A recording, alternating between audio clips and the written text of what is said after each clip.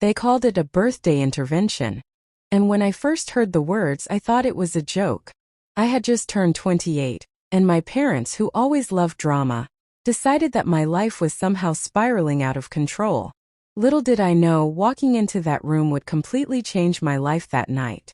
I had always considered myself close to my family. We laughed, we fought, we celebrated birthdays together, and yes, sometimes we annoyed each other a lot. But this was completely different. They had gathered my closest friends, my partner, and even exes I hadn't spoken to in years. 6 relationships, all in one room and all about to be judged in front of my parents. When I opened the door, the room went silent.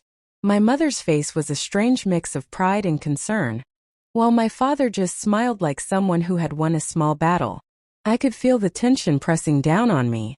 It was heavier than any birthday cake or gift I had ever carried. "Happy birthday," my father said, clapping his hands slowly. "We thought it was time to discuss some recurring issues in your life." I froze. Recurring issues? I had just come from work, tired, and I had expected laughter, not a life intervention.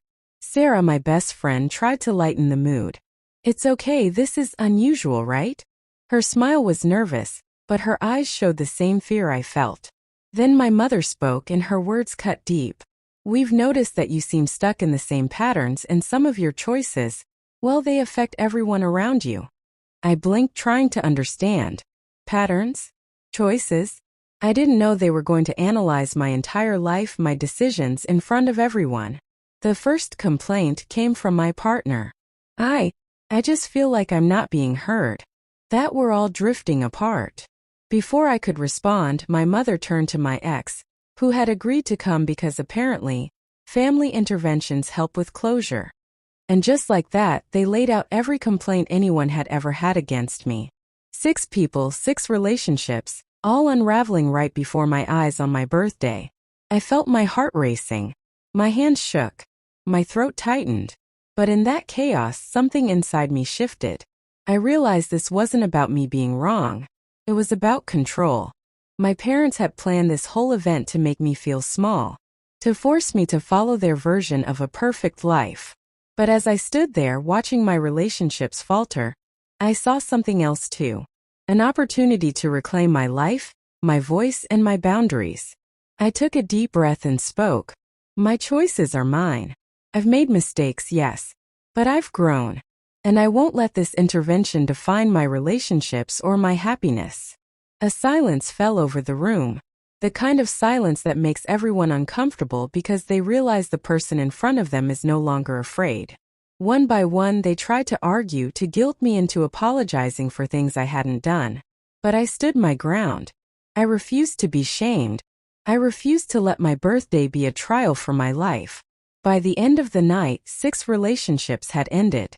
Not because I wanted them to, but because people revealed their true selves under pressure.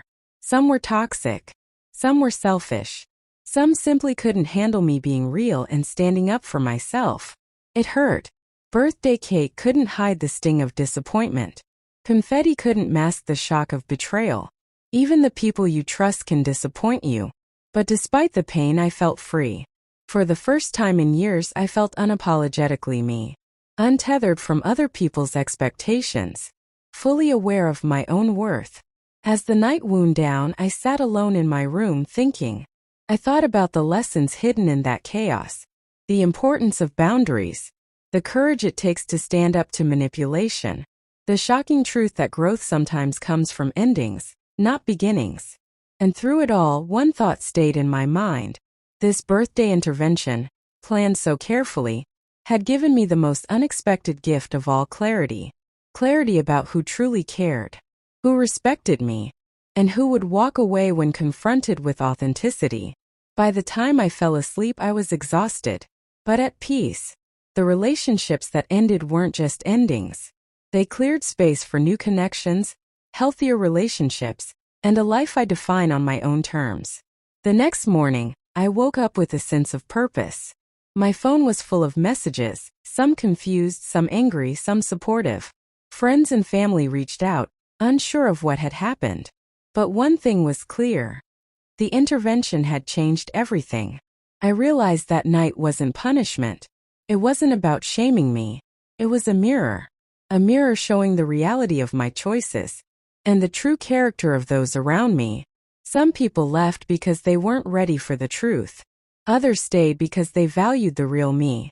I won't pretend it was easy. Walking away from 6 relationships, romantic or friendships, was painful. But pain is temporary. The lessons I learned, the courage I gained, and the clarity I achieved are permanent. I learned that true respect comes from standing firm, even when it's uncomfortable. No one has the right to dictate your happiness. If you've ever been judged or put on trial by people you love, you know how heavy that feels. But endings can be beginnings. Standing up for yourself, even when it costs relationships, is the ultimate act of self-love. So tell me, have you ever faced something like this? Or is there someone in your family or circle trying to control your life? Watch closely because the truth might surprise you. And if you want more real stories of courage, betrayal, and triumph, don't forget to subscribe and hit the notification bell.